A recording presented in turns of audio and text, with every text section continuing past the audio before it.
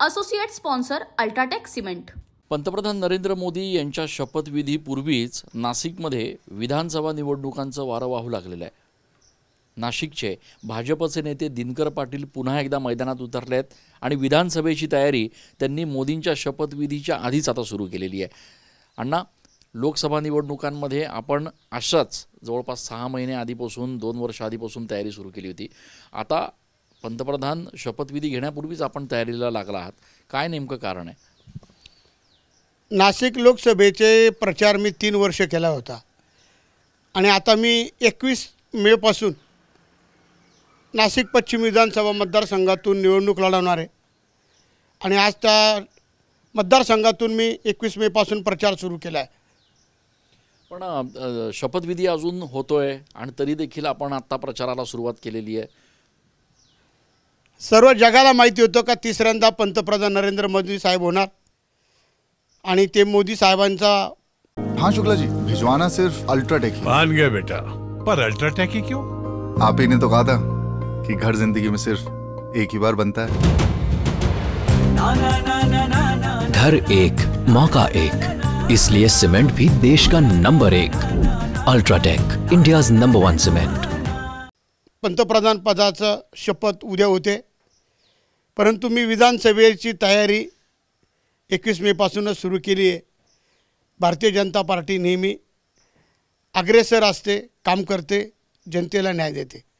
पण एकूणच विधानसभा निवडणुकीचं चित्र अजून स्पष्ट नाही आहे। महायुतीमध्ये नेमकं कोणाला तिकीट मिळणार सगळाच गोंधळ आहे। जसं आपण लोकसभेत बघितलं की शेवटच्या मिनिटापर्यंत गोंधळ सुरू होता। अजून कुठलंही चित्र स्पष्ट नसताना ही थोडीशी घाई नाही वाटत आहे का? निवडणूक ही घाईची नसते। आपण बघितलं चित्र, चांगली जर तयारी केली, हेमंत गोडसेला वेळ मिळाला नाही, आपण चित्र बघितलं, म्हणून पूर्व तयारी म्हणून, चांगली तयारी म्हणून प्रत्येक मतदारापर्यंत पोहोचता यावं त्यासाठी तयारी सुरू केली। पण हेमंत गोडसेंच्या बाबतीत आपण अगदी उघड भूमिका घेतली होती। आपण पहिल्या दिवसापासून सांगत होतात की त्यांना निवडणूक अडचणीची आहे।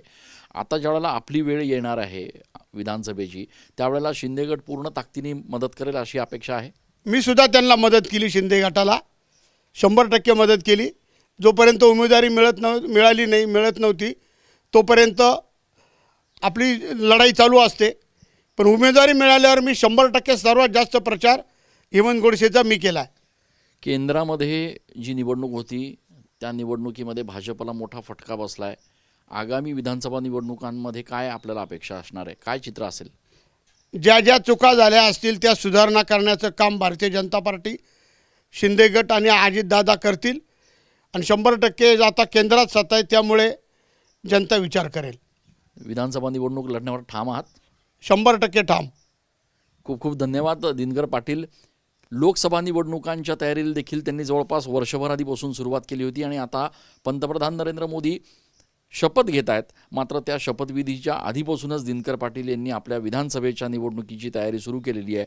त्यामुळे येणाऱ्या दिवसांमध्ये विधानसभा निवडणुकांचं चित्र नेमकं काय असणार हे यावरून जवळपास स्पष्ट होत आहे। कॅमेरा पर्सन आकाश शेवलेसह मी चंदन पूजाधिकारी, TV9 Marathi. Associate sponsor UltraTech cement.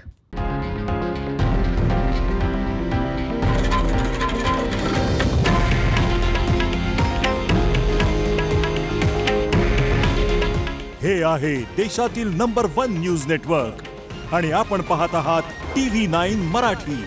काळजी तुमची, हित महाराष्ट्राचं।